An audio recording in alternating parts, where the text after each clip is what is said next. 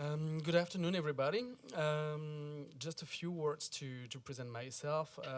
My name is Stéphane Siohan. I'm a French journalist, 38 years old. I'm living in Ukraine for almost 4 years. I live in Kiev as a correspondent. I work as a correspondent for the French newspaper Le Figaro. I do also work for the Belgian newspaper Le Soir and the Swiss daily newspaper Le Temps. So 3 leading publications in those 3 countries. And I also do report occasionally for television and radios, which was also a challenge because televisions, radio, and newspapers don't have the same way to cover revolutions and conflicts. You can adapt, but it's a different philosophy. I think we're going to talk about this. I mean, how I've been covering the war and the revolution for televisions, especially, and newspapers or news magazines.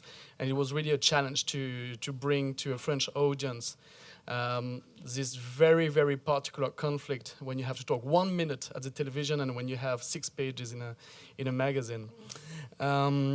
Ukraine was not something new for me because I was beforehand I was living in Paris. I was a reporter specialized in Eastern European issues. I had been working and living previously in Romania, and I came for the first time in Ukraine at the end of 2010 for a documentary work, and I had been working many times as a reporter for different publications. I decided to just a few information how I started to cover the revolution and then the war in Ukraine. In November 2013, I was not living in Ukraine yet, but I came on assignment for 1 week for something completely different than a revolution or than a protest. And my plan landed on the 24th of November 2013, basically when everything started. And I was supposed to stay only 1 week, and 4 years later I'm still in Ukraine. And I started covering the revolution because before 2013, French media, but also Western media, I would say, didn't have a very strong presence in Ukraine. I mean, Ukraine wasn't at the top of the news in the past 20 years during the Orange Revolution, during the Euro 2012, but mainly Ukrainian affairs in terms of journalism were covered either by Moscow offices or by reporters coming for a couple of days from Paris, from London, from Washington, D.C. And at some point in December 2013 and January 2014, media understood that something big was going on and that they needed to rely on someone down on the ground who had a network of contacts. And in January 2014, I was still in Kiev. I didn't take my flight back to Paris. And I got a call from the newspaper Le Figaro proposing me to stay in Ukraine and to cover the country as a correspondent. At that time, when I said yes, we didn't know that what will be the outcome of the revolution and that there will be an annexation of Crimea after and a war. So that's how it started. I'd like to talk very briefly about some challenges that we are faced to as reporters when we are faced to a revolution and subsequently a war. I will not develop too much because I really want to let questions open with you. I had been, as a reporter, I came for the first time in Ukraine in 2010.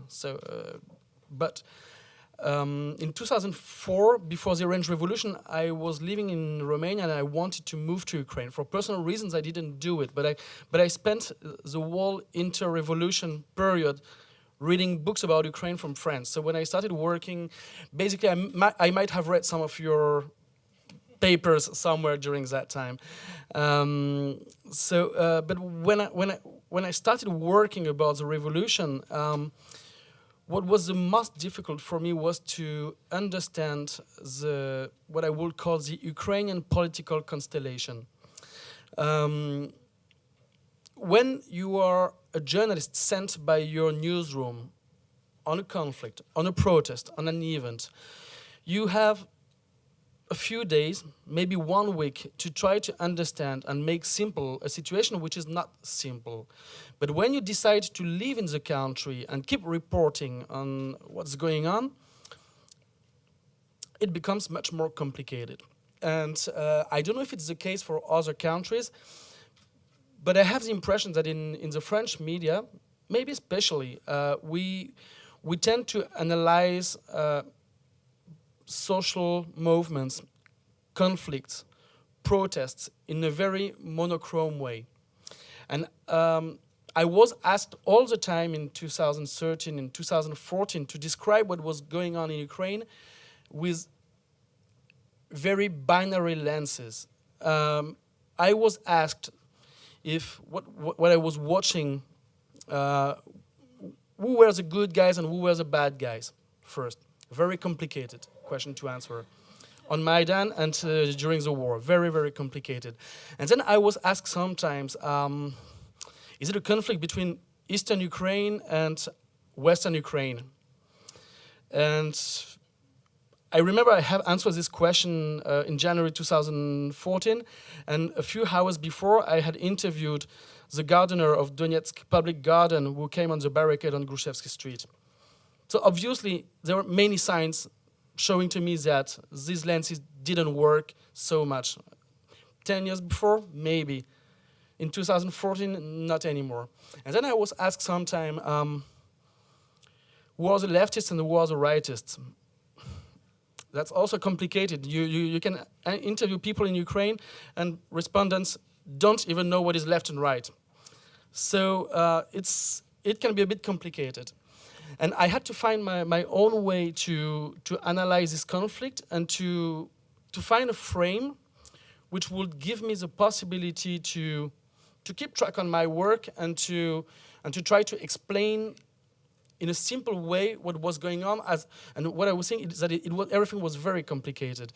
And I also used tools from sociology. We've been talking about this a little bit before. For me, it was very complicated to explain who were the good guys, who were the bad guys, if the left-right conflict worked in this case. But what I observed and helped me to understand what came after, it's the first time in my career, in 15 years, that I've been a people, the Ukrainian people, if we can call the people of Maidan the Ukrainian people, refusing the authority of the state. And it was something very important in my work, especially in January 2014, to understand what came after. When violence occurred on Maidan, I saw radical groups, but also an important part of the society refusing the authority of the state. As soon as the police started to shoot on people, the people I was viewing on the square didn't trust the state anymore and didn't trust the law enforcement agencies. And for me, this was the beginning. I remember I used to frame how I was working about the revolution. I used the title of the film of Cronenberg, A History of Violence. And I remember that in January 2014, I made an interview with a very interesting man, the president of the associations of weapons owner in Ukraine. I interviewed him around the 20th of January 2014, so during the clashes on Grushevsky Street. And he was incredibly tired. He told me that he didn't sleep for nights. He was taking pills. And when we started the interview, he said to me, there will be a war. And at this moment, I understood that part of the Ukrainian society was taking back the violence which usually is controlled by the state. And I really used the Max Weber theory of the state. I mean, the state is the monopoly of legitimate violence. And during those weeks, I saw a part of the population, radicals or not radicals, taking back the violence they had given to the state for the best or for the worst. And what has come next was, for me, was a big result of those very first weeks of the revolution. So maybe a little bit about. Could you tell us a little bit about more your reports, the reports you've made, or some reports that have been more problematic than others? In 5 minutes. Yeah, I mean, I have some reports on picture. We can also start some of them. This report hasn't been problematic, but I'd like to show it because for me it was the matrix of my work in the coming 2 years. It's a report I've been doing for the weekly outlet of Le Figaro, a 6-page report made with a French photographer, Guillaume Herbeau. And actually, after the first clashes on Grushevsky Street, we interviewed between 30 and 40 guys and women who were on the main barricade of Grushevsky Street. And it was a very interesting moment because we interviewed radicals, but we also interviewed very normal people. With this picture, what's interesting, all the guys you see here are on the first line just before a big clash, and all those guys will go 6 months later to the Haidar battalion. I found it out because I interviewed a young guy who was just on the right of the photo. He's not in the frame, and I saw him 2 or 3 months later, and I showed him the photo, and he said to me, all those guys went to the front. And this 3 days reporting was very interesting because on this very tiny space, you can have all the seeds of the war. And maybe I'm going to show you another photo. Here you have militants from the right sector, Sama Borona. You have a young man, I heard later that he died on the front line, 18 years old, from Lviv. On the same day, I met this man from Crimea who was at school with Viktor Yanukovych in Donbass. This woman, I met her 10 times after, Amina Okuyeva, who has been fighting in the east and who has just been killed near Kiev. This is also a militant of the right sector.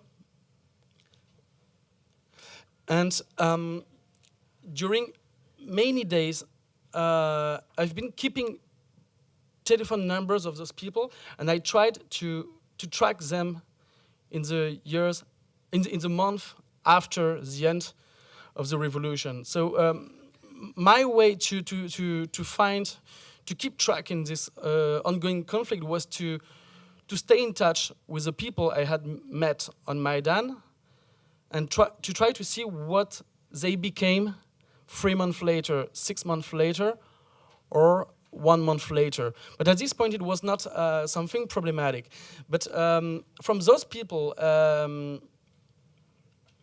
many went to Haidar. And this is one problematic story, the first problematic story that I had working in Ukraine. Do some people here know this woman? Volodymyr knows this woman, I know it. This woman is a young girl from Vinica called Vita. I met her at the end of 2014 in Shastia in Lugansk Oblast. She was with a group of fighters of the Haidar battalion protecting the Lugansk test factories. It's the factory which produces electricity for most of Lugansk Oblast. And this factory was on the front line, and there was a group of young fighters from the Haidar battalion sleeping in the basement of this factory and fighting around, making their very own personal war. I got an assignment from the French magazine Elle to make an article about women fighting, making their war in Ukraine. And